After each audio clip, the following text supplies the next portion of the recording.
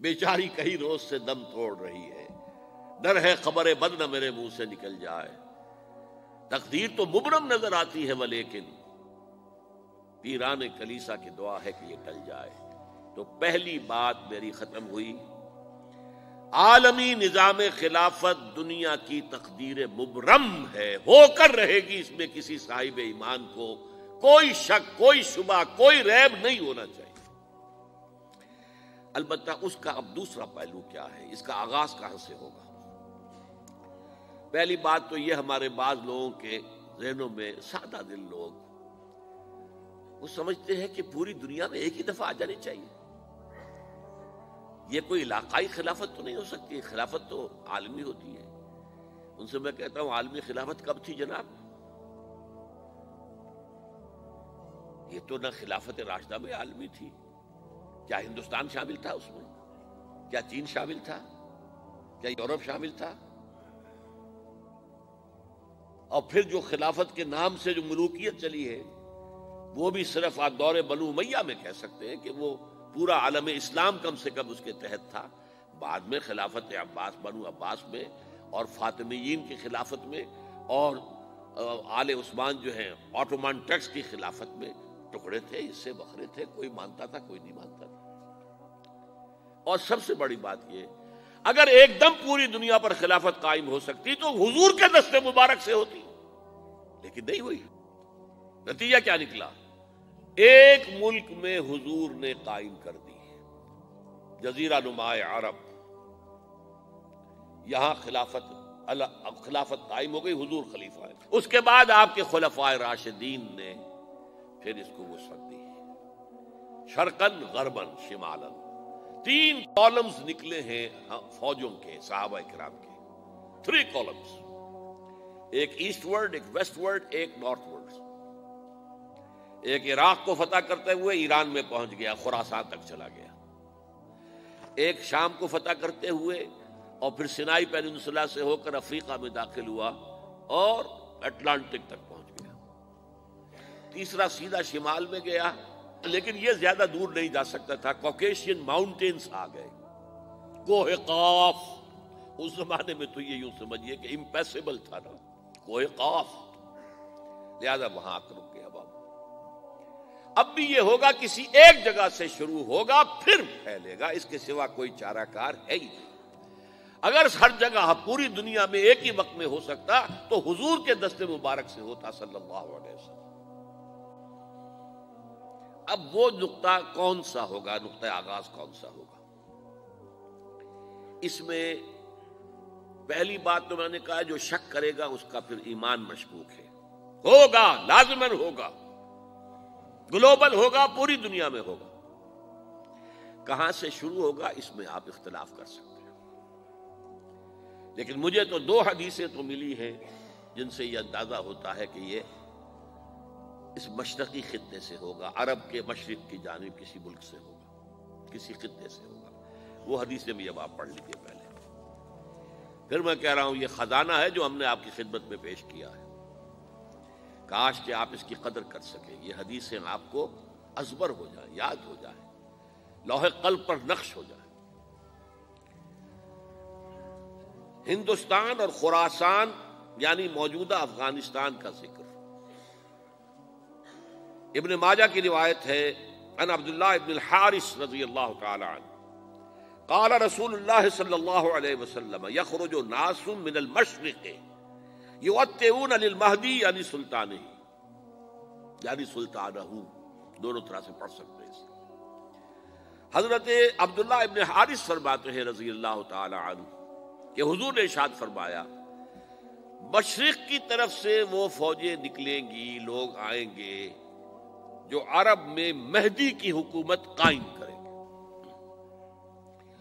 یہ مہدی کون ہوں گے اس کا ذکر میں ذرا بعد میں کروں گا، لیکن نوٹ کر لیجئے کہ مہدی سے پہلے لازماً کسی مشرقی علاقے کے اندر وہ نظام قائم ہو چکے گا، تب وہاں سے فوجیں آئیں گی نا۔ یہ مشرق کون سا ہے؟ عرب کے مشرق میں آپ چلیے، ایران بھی آ جائے گا، افغانستان بھی ہے، پاکستان بھی ہے، اور اگر اسے اور توسیع دیں تو ہندوستان بھی ہے۔ یہ ہے عرب کا مشرق، اس سے فوجیں جائیں گی۔ اس کا کیا مطلب ہے کہ اس میں سے کسی جگہ پر نظام خلافت پہلے قائم ہو جائے گا، تاکہ وہاں سے فوجیں جائیں گی جو جزیرہ نما عرب میں حضرت مہدی کی حکومت کو قائم کریں گی۔ اب دوسری حدیث سنیے، یہ سنن ابن ماجہ کی حدیث تھی جو میں نے آپ کو سنائی، آپ نے پڑھی۔ دوسری عن ابی ہریرہ رضی اللہ تعالی عنہ، یہ ترمذی شریف کی روایت ہے، قال قال رسول اللہ صلی اللہ علیہ وسلم یخرج من خراسان رایات سود لا يردها شیء حتی تنصب بإیلیا۔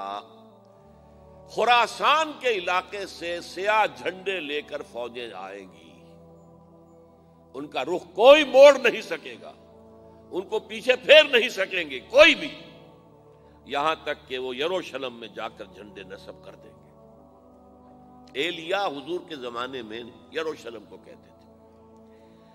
یہ یروشلم تھا جب حضرت سلیمان کی حکومت تھی اور یہاں پر معبد سلیمانی، ہیکل سلیمانی قائم ہوا، پھر یہ یروشلم ہی رہا ہے تاریخ میں، یہاں تک کہ سن 70 عیسوی میں جب ٹائٹس رومی جنرل نے اس کو گرایا، ختم کیا، سیکنڈ ٹیمپل گرا دیا اور یہاں سے یہودیوں کو کہا نکل جاؤ، یہاں سے کوئی یہودی باقی نہیں رہا، تب بالکل تہو بالا برباد کر دیا۔